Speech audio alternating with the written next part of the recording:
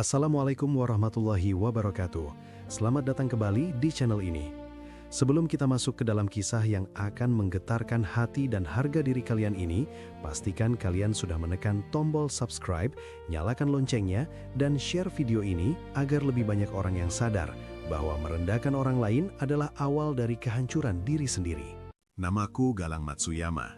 Nama yang lahir dari rahim seorang wanita pengumpul kerang di pesisir Jawa dan seorang pria yang hanya meninggalkan jejak berupa marga asing sebelum menghilang di telan ombak Pasifik. Aku tumbuh dengan aroma amis laut yang melekat di kulit, sebuah identitas yang membuatku selalu dianggap sebagai kasta terendah di mata keluarga besar istriku kelak. Kisah ini bukan sekedar tentang uang, tapi tentang bagaimana sebuah berlian yang dibuang ke lumpur tetaplah berlian, dan lumpur yang menghinanya akan kering, lalu tersapu angin penyesalan. Semua bermula di sebuah ruang tamu megah milik keluarga Ardiansyah. Malam itu, cahaya lampu kristal memantul di atas lantai marmer yang dingin, sedingin tatapan ibu mertuaku, Nyonya Widya. Aku duduk di ujung kursi kayu, menggenggam erat map coklat berisi proposal peminjaman modal untuk bengkel logistik kecilku. Di depanku, istriku, Shinta, hanya menunduk. Dia cantik, terlalu cantik untuk pria yang hanya punya motor butut dan impian besar seperti aku. "Galang?"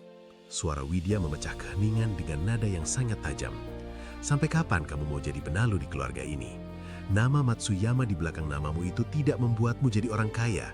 Kamu tetaplah anak pesisir yang bau matahari." Kalimat itu sudah kudengar ratusan kali, tapi malam itu rasanya berbeda. Ada rasa perih yang meluap, bukan karena aku benci kemiskinan, tapi karena Shinta tidak mengeluarkan sepatah kata pun untuk membela suaminya. Aku melihat Shinta melirik tas bermerek barunya, pemberian dari seorang pria bernama Baskoro, anak juragan tambang yang selalu menjilat di depan Widya. Aku tahu, harga diriku sedang dipertaruhkan di atas meja makan mewah ini.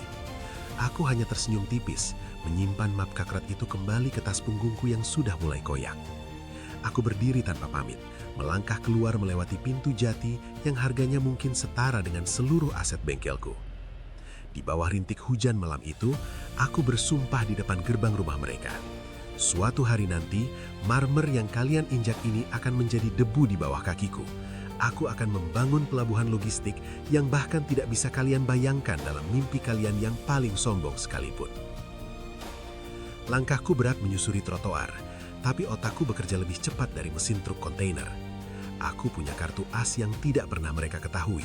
Sebuah surat tua dari kakek di Jepang yang baru kubuka seminggu lalu.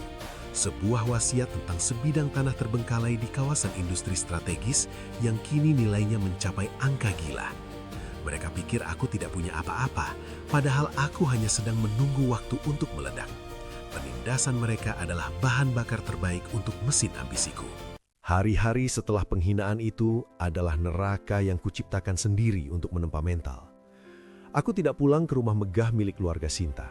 Aku memilih tidur di mes bengkel yang atapnya bocor, beralaskan kardus dan dikelilingi bau oli yang pekat. Di sini, di tengah hiruk-pikuk suara las dan hantaman palu, aku mulai merangkai kerajaan logistikku. Aku menjual surat tanah warisan kakek itu ke sebuah konsorsium internasional.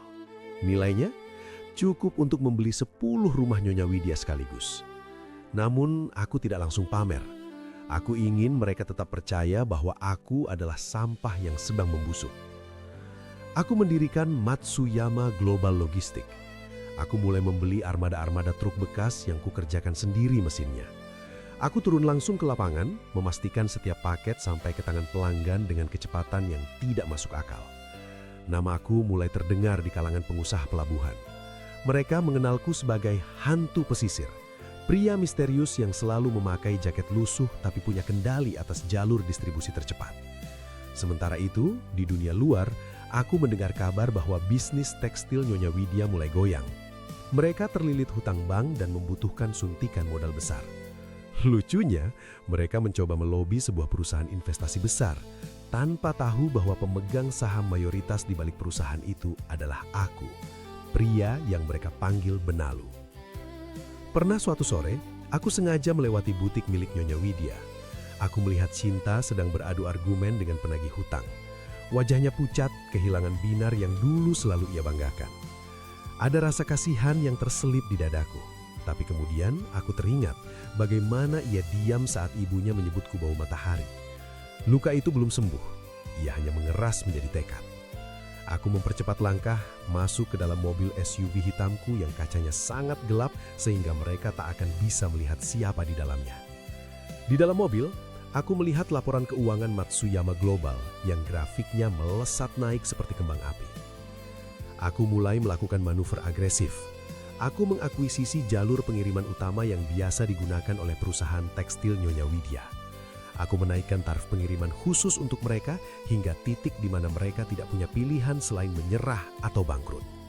Ini bukan soal jahat, ini soal mengajarkan mereka tentang hukum tabur tuai. Orang yang sombong harus merasakan bagaimana rasanya berada di bawah kaki orang yang pernah mereka injak. Aku menghabiskan malam-malamku dengan menatap peta pelabuhan Indonesia, menghitung setiap detik pergerakan barang. Aku bukan lagi Galang yang memohon modal. Aku adalah Galang yang menentukan siapa yang boleh berbisnis di wilayahku. Keheningan di mes bengkelku kini digantikan oleh dering telepon dari para pejabat dan pengusaha kelas kakap yang memohon pertemuan. Aku hanya menjawab mereka dengan satu kalimat melalui sekretarisku. Tunggu gilirannya. 6 bulan berlalu. Kehancuran keluarga Ardiansyah tinggal menunggu waktu. Aku mendengar dari orang-orang pasar bahwa Nyonya Widya mulai menjual perhiasannya. Shinta? Dia mulai bekerja sebagai tenaga pemasaran di sebuah dealer mobil, pekerjaan yang dulu ia anggap rendah. Suatu hari, sebuah undangan masuk ke meja kantorku, sebuah pesta amal eksklusif yang diadakan oleh komunitas pengusaha logistik nasional. Aku tahu Nyonya Widya akan hadir di sana, mencoba mencari mangsa baru atau investor bodoh yang mau menyelamatkan bisnisnya yang sudah sekarat. Ini adalah panggung yang sempurna untuk memulai babak terakhir dari drama ini. Aku sengaja datang terlambat. Aku tidak memakai jas taksido mahal yang sebenarnya sudah berderet di lemari apartemenku. Aku memakai kemeja flanel sederhana, celana jeans gelap, dan sepatu boots yang sedikit terkena debu. Tapi jam tangan yang melingkar di tanganku adalah edisi terbatas yang harganya setara dengan 1 unit mobil mewah. Aku ingin melihat reaksi mereka saat melihat benalu ini berada di ruangan yang sama dengan para miliarder. Benar saja, saat aku melangkah masuk ke Haula Hotel Bintang 5 itu, aku langsung menangkap sosok Widya dan Shinta di pojokan. Widya tampak kaku dengan gaun lamanya yang dipaksakan tampil mewah. "Galang, kamu ngapain di sini? Ini acara orang-orang terpandang, bukan tempat buat montir bengkel." Widya menghampiriku dengan suara ketus yang volumenya sengaja ia keraskan agar orang lain mendengar. Shinta berdiri di belakangnya, menatapku dengan tatapan yang sulit diartikan, antara malu dan rindu. Aku hanya tersenyum, menyesap minuman di tanganku. "Saya hanya memenuhi undangan, Nyonya. Bukankah semua orang punya hak untuk hadir di acara amal?" Jawabku tenang. Widya tertawa sinis. "Paling kamu cuma jadi pelayan atau supir salah satu tamu di sini. Shinta, lihat suamimu ini, benar-benar tidak tahu diri." Tepat saat itu, Baskoro datang. Pria yang dulu merayu Shinta dengan uang tambangnya. Dia mendekat dengan wajah pongah, mencoba merangkul bahu Shinta di depanku. Ada Galang. Gimana bengkelnya? Masih jalan atau sudah jadi sarang hantu?" Baskoro tertawa berhahak-hahak. Aku hanya diam, menatap jam tanganku. 5 menit lagi. 5 menit lagi sebelum pengumuman utama dimulai. Aku ingin mereka menikmati momen kemenangan semu ini sebelum aku menjatuhkan bom yang sesungguhnya. Shinta tampak tidak nyaman. Dia mencoba melepaskan rangkulan Baskoro, tapi Widya malah mendukungnya. "Baskoro ini baru saja menyumbang 100 juta untuk yayasan ini, Galang. Kamu mungkin bayar parkir di sini saja harus mengutang," lanjut Widya. Aku tertawa pelan, tawa yang membuat mereka mengernyitkan dahi. "Uang 100 juta itu banyak ya, Pak Baskoro. Untuk ukuran orang yang tambangnya baru saja saya beli lewat perantara kemarin sore." Kalimatku membuat wajah Baskoro berubah menjadi merah padam. Dia ingin membalas, tapi suara MC di atas panggung memutus pembicaraan kami. "Hadirin sekalian, mari kita sambut pemilik baru Matsuyama Global Logistics sekaligus donatur utama malam ini dengan sumbangan 5 miliar rupiah, Tuan Galang Matsuyama." Aula hotel mendadak sunyi. Ribuan mata tertuju padaku saat aku melangkah dengan tenang menuju podium. Aku bisa merasakan tatapan Widya yang seolah mau lepas dari kelopaknya. Shinta membeku, tangannya menutup mulut, matanya mulai berkaca-kaca. Baskoro, dia mundur perlahan, mencoba menghilang di balik kerumunan orang, menyadari bahwa pria yang dia hina tadi adalah bos dari perusahaan yang kini memegang nasib seluruh aset tambangnya. Aku berdiri di depan mikrofon, menatap seluruh ruangan. Tapi fokusku hanya pada satu titik, wajah pucat Nyonya Widya. Nama saya Galang Matsuyama. Suaraku bergema tegas. Banyak orang mengenal saya sebagai anak pesisir, anak pengumpul kerang yang hanya tahu cara bekerja kasar.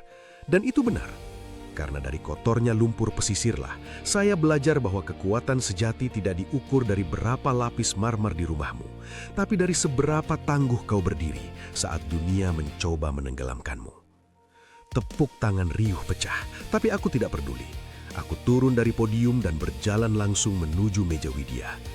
Dia gemetar hebat. Gelas di tangannya bergetar hingga airnya tumpah ke gaun mewahnya. "Nyonya," panggilku pelan namun mengintimidasi. "Besok pagi tim legal saya akan datang ke kantor Anda. Bukan untuk memberi modal, tapi untuk mengambil alih seluruh aset tekstil Anda yang sudah saya beli dari bank sebagai jaminan hutang yang macet. Anda bilang saya benalu, bukan? Sekarang, lihatlah siapa yang rumahnya akan saya jadikan gudang ban bekas." Widya jatuh terduduk di kursi. Mulutnya megap-megap seperti ikan kekurangan oksigen. Dia mencoba bicara, mencoba memohon, tapi suaranya hilang ditelan rasa malu yang luar biasa. Shinta mendekatiku, air matanya tumpah. "Galang, maafkan aku. Aku tidak tahu kalau kamu..." Aku memotong kalimatnya dengan satu lambaian tangan. "Kamu tahu, Shinta. Kamu tahu segalanya. Tapi kamu memilih diam. Dan diammu itu lebih menyakitkan daripada cacian ibumu." Malam itu aku meninggalkan pesta bukan sebagai pemenang yang sombong, tapi sebagai pria yang telah menebus harga dirinya. Aku menyetir mobilku sendiri menuju pesisir, tempat ibuku masih tinggal di rumah petak lamanya. Aku tidak merubah rumah itu menjadi istana. Aku hanya memberinya kenyamanan yang layak. Aku duduk di depan teras, menatap laut yang dulu memberiku makan. Aku merasa sangat ringan. Dendam itu tidak lagi membakarku. Ia telah menguap bersama air mata Nyonya Widya. Aku menyadari bahwa balas dendam terbaik bukanlah dengan menghancurkan mereka, tapi dengan menjadi begitu sukses hingga mereka tidak punya pilihan selain menyesali setiap kata buruk yang pernah mereka ucapkan. Aku melihat notifikasi di ponselku. Ratusan pesan masuk dari Shinta dan keluarganya, memohon pengampunan, mengajak bertemu, menawarkan rekonsiliasi. Aku mematikan ponsel itu, melemparnya ke kursi samping, dan fokus pada suara ombak. Galang Matsuyama yang dulu mereka injak sudah mati. Yang ada sekarang adalah nahoda yang siap mengarungi samudra logistik dunia tanpa beban masa lalu lagi. Beberapa tahun telah berlalu sejak malam di hotel itu. Matsuyama Global Logistik kini bukan lagi sekadar nama di atas kertas, tapi raksasa distribusi yang menghubungkan antar pulau di Nusantara hingga menjangkau pelabuhan-pelabuhan besar di Tokyo dan Hamburg. Aku berdiri di balkon kantorku di lantai 50, menatap siluet kapal-kapal kontainer yang bergerak teratur di kejauhan. Hidup adalah tentang angka-angka yang tepat, tapi karakter adalah tentang bagaimana kita memperlakukan orang yang tidak bisa memberikan apa-apa untuk kita. Aku teringat Nyonya Widya yang kini tinggal di sebuah kontrakan kecil di pinggiran kota. Hidup dari belas kasihan kerabat yang dulu juga ia rendahkan. Shinta, kabarnya dia sudah menikah lagi dengan seorang pria biasa, mencoba menjalani hidup tanpa bayang-bayang kemewahan masa lalu. Aku tidak pernah membenci mereka lagi, karena kebencian hanya akan memenuhi SSD jiwaku dengan file sampah yang tidak berguna. Kisahku adalah pengingat bagi siapa saja yang sedang berada di titik terendah. Jangan pernah membiarkan kata-kata orang lain mendikte siapa dirimu. Mereka hanya melihat kulitmu, mereka hanya mencium bau mataharimu, tapi mereka tidak tahu api apa yang sedang berkobar di dalam dadamu. Gunakan setiap hinaan sebagai fondasi, gunakan setiap air mata sebagai pelumas mesin impianmu. Galang Matsuyama hanyalah satu dari jutaan anak pesisir yang memilih untuk tidak menyerah pada nasib. Dunia ini luas, dan pelabuhan kesuksesan terbuka bagi siapa saja yang berani mendayung kapalnya sendiri melintasi badai penghinaan. Terima kasih buat teman-teman semua yang sudah setia mendengarkan kisah Galang Matsuyama dari awal sampai akhir. Saya harap cerita ini bisa menjadi booster semangat buat kalian yang mungkin hari ini sedang dihina, dianggap remeh, atau bahkan dibuang oleh orang-orang terdekat kalian. Ingat, satu kebaikan kecil dan keteguhan hati bisa memutarbalikkan nasib dengan cara yang tidak pernah kita duga. Jangan lupa untuk tekan tombol like jika kalian menyukai kisah ini. Berikan komentar kalian tentang bagian mana yang paling menyentuh hati, dan yang paling penting, jangan pernah berhenti berjuang. Nama saya Galang Matsuyama, dan ini adalah bukti bahwa harga diri tidak bisa dibeli dengan marmer, tapi ditempa dengan kerja keras dan doa. Sampai jumpa di kisah-kisah inspiratif selanjutnya yang akan terus membakar semangat kita semua. Wassalamualaikum warahmatullahi wabarakatuh.